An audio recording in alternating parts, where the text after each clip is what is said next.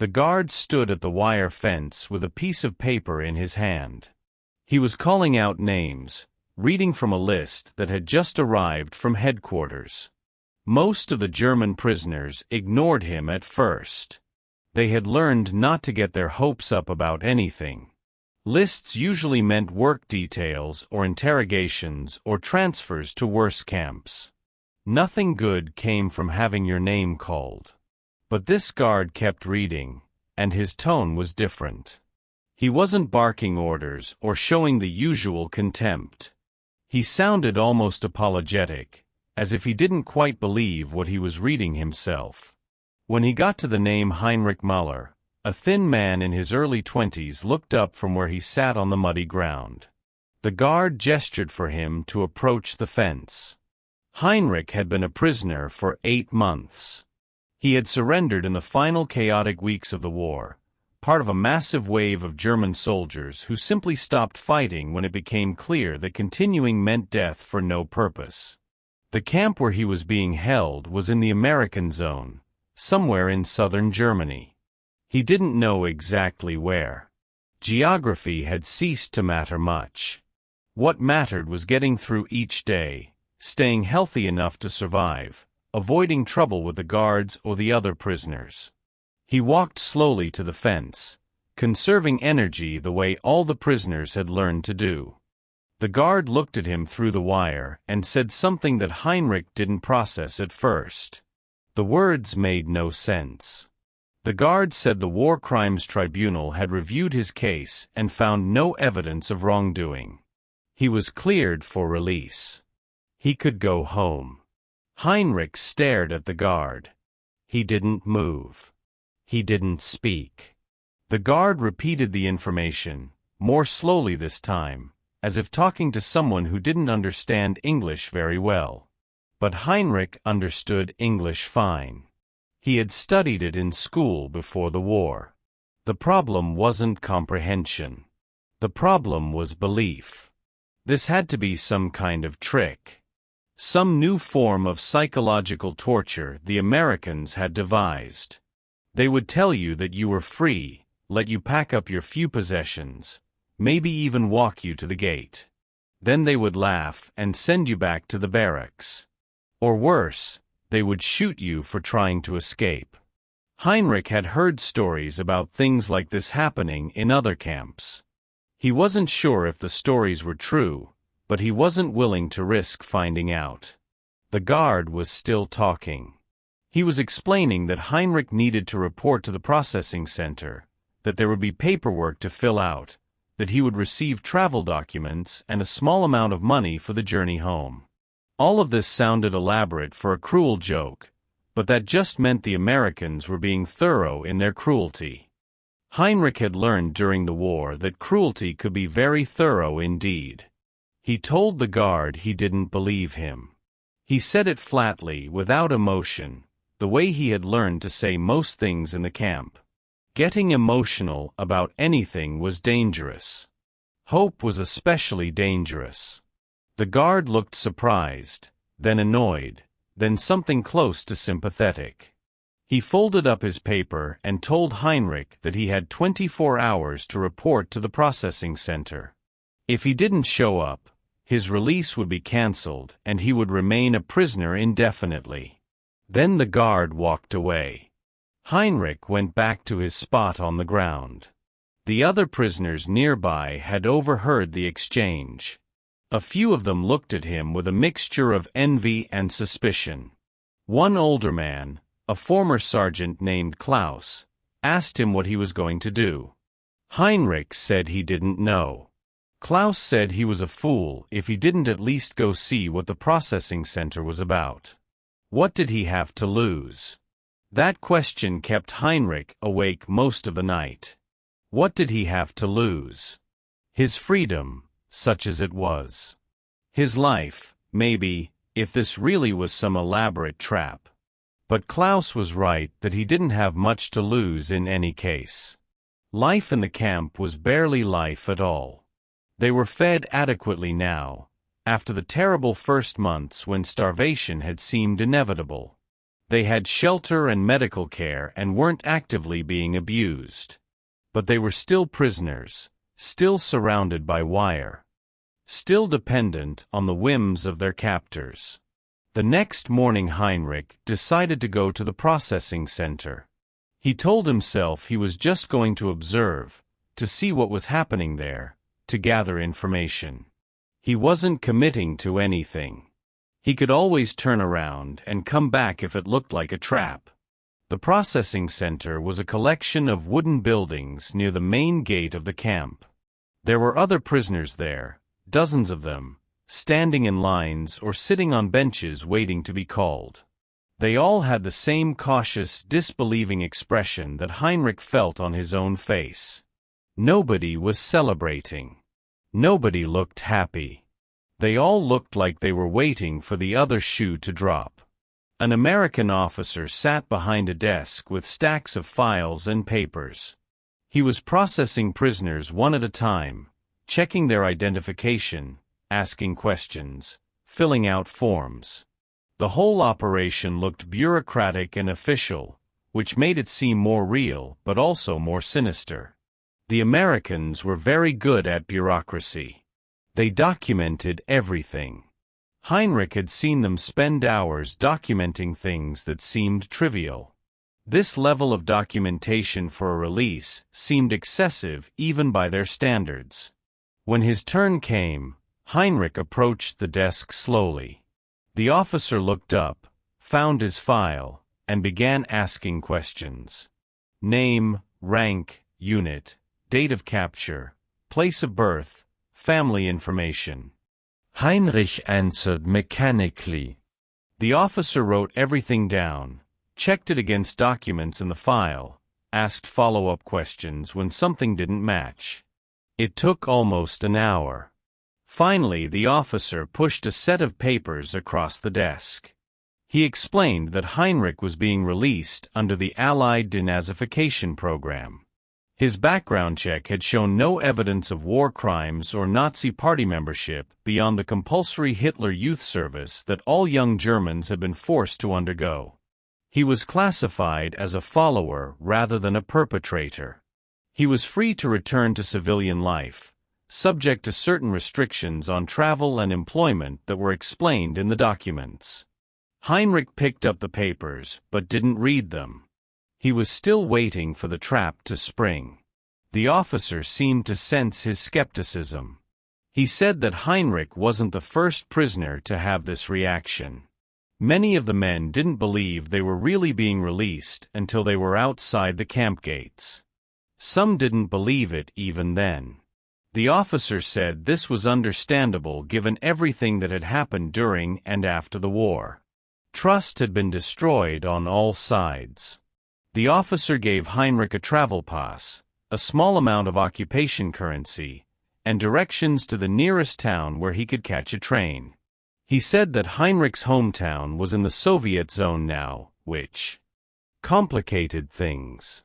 Heinrich would need to report to the Soviet authorities when he arrived and register as a returning POW. The Soviets had their own denazification process. It might not go as smoothly as the American one had. Heinrich took all the papers and walked toward the gate. Other prisoners who were being released were walking the same direction. Nobody talked. They moved like sleepwalkers, like men who weren't sure they were awake. The gate was open. There were guards posted on either side, but they weren't stopping anyone. They were just watching, making sure the released prisoners actually left. Heinrich stepped through the gate. He was outside the camp. He looked back at the wire, at the guard towers, at the barracks where he had lived for 8 months. It all looked the same as it had from inside. He kept walking. Nobody called him back. Nobody grabbed him. Nobody shot him. He was a kilometer down the road before he started to believe it might be real. Even then he kept looking over his shoulder, expecting to see American jeeps coming after him. The road was empty except for other released prisoners walking in the same direction and occasional civilian traffic. The countryside looked surprisingly normal. There was war damage visible in the distance, bombed-out buildings and scorched fields, but the immediate area seemed almost untouched. He reached the town the officer had mentioned by late afternoon. It was small and crowded with refugees and displaced persons. The train station was chaotic. There were more people trying to travel than there were trains to carry them. Heinrich showed his travel pass to the station master, who barely glanced at it before waving him toward a platform. The train wouldn't leave until the next morning. He would have to wait. He spent the night in the station with hundreds of other people. Some were former prisoners like himself. Others were civilians trying to return to their homes or flee from the Soviet zone to the Western zones. Everyone had the same exhausted, uncertain look. The war was over, but its aftermath seemed endless. Germany was divided, occupied, partially destroyed. Families were separated. Millions of people were in the wrong place trying to get to somewhere else. The train arrived at dawn. It was overcrowded before it even started boarding. People pushed and shoved to get on. Heinrich managed to squeeze into a compartment that was already packed with more people than it was designed to hold. The journey would take 2 days if everything went well, longer if there were delays. The rail system was still damaged in many places. Trains had to take circuitous routes around destroyed bridges and bombed-out stations. During the journey, Heinrich talked to some of the other passengers. One was a former prisoner who had been released from a British camp. He said the British had been processing releases faster than the Americans, trying to get rid of the hundreds of thousands of German POWs they were holding. Another passenger was a woman trying to reach her family in Berlin. She said the city was divided into sectors now, with each Allied power controlling a different part. Getting from one sector to another required passes and checkpoints. Heinrich learned that his skepticism about his release had not been unique. Many prisoners had refused to believe they were being freed until they had been outside the camps for days or even weeks. Some had reported to the processing centers multiple times, convinced that there had been a mistake, that they would be sent back. The trauma of captivity and the chaos of the post-war period had made trust impossible for many people. As the train got closer to the Soviet zone, the other passengers became more nervous. The Soviets had a reputation for being harsher than the Western Allies. They were still very angry about what Germany had done to the Soviet Union during the war. The occupation in the Soviet zone was more brutal, the denazification process more arbitrary. Former soldiers who had fought on the Eastern Front were particularly at risk. Heinrich had fought in France and been captured by the Americans. This might work in his favor, or it might not matter at all. The border crossing into the Soviet zone took 6 hours.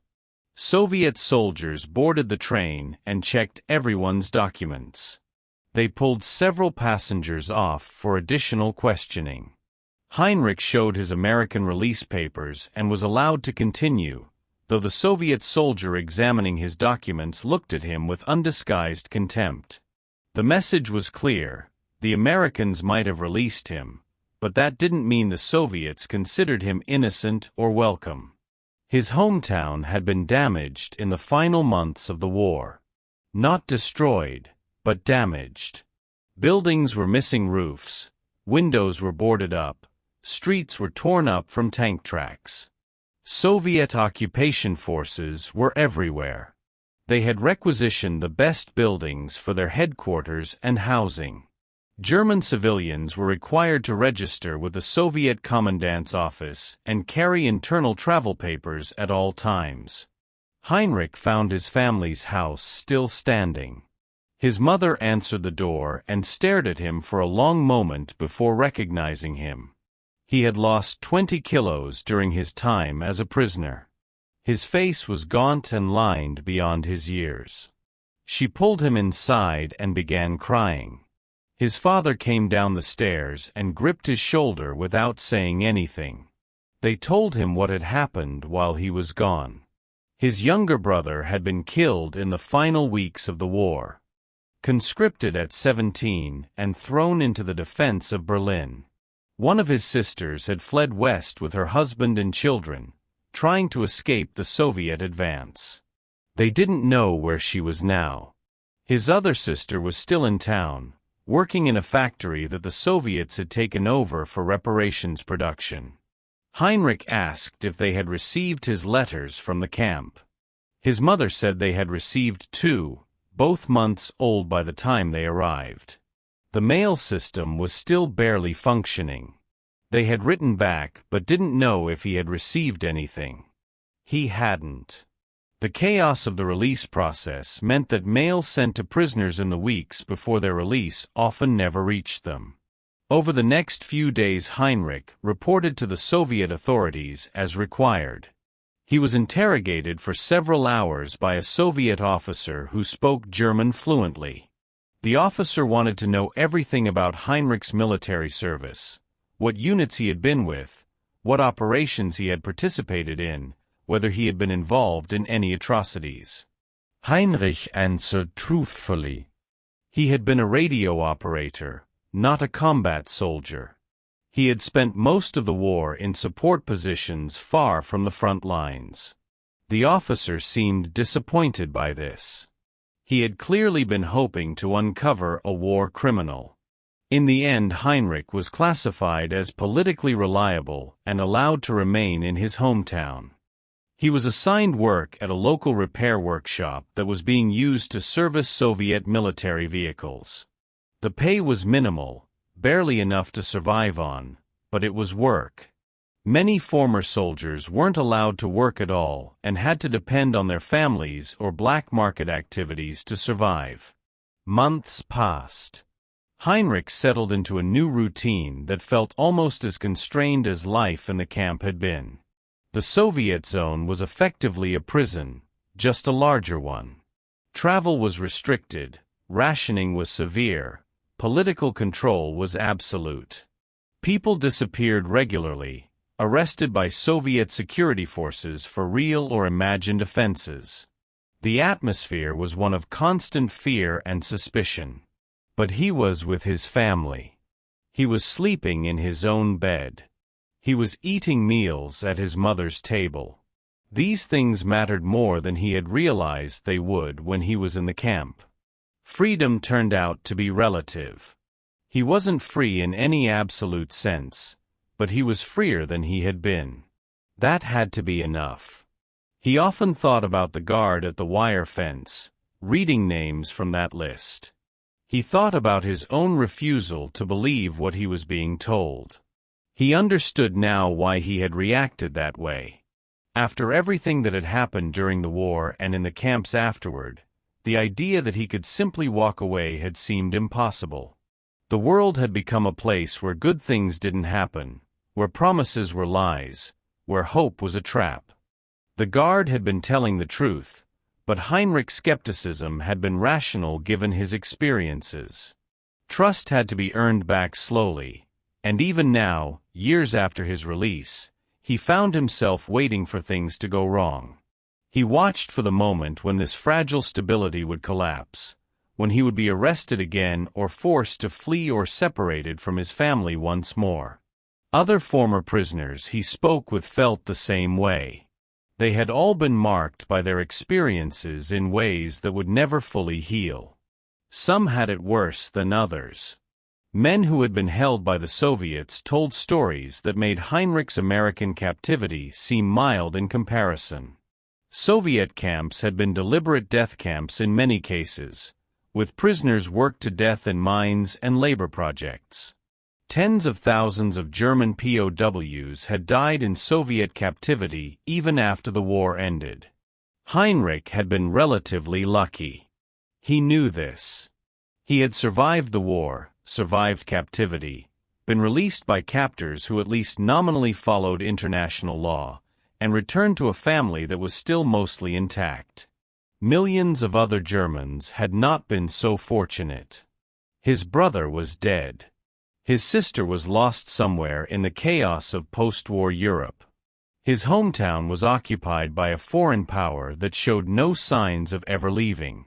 But he was alive. He had walked through that camp gate, down that road, onto that train, and back to this place. The guard had not been lying. The release had been real. Sometimes, in a world that had given him every reason to doubt, that fact alone felt like a small miracle. Claude is AI and can make mistakes. Please double-check responses.